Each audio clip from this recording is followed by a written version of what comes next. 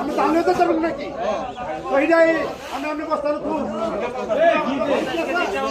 আমি 119 কেজি 500 করে দিয়ে বস্তা করে দিয়ে আমি তো কোন 40 কেজি বানাইতে হবে বানাইতো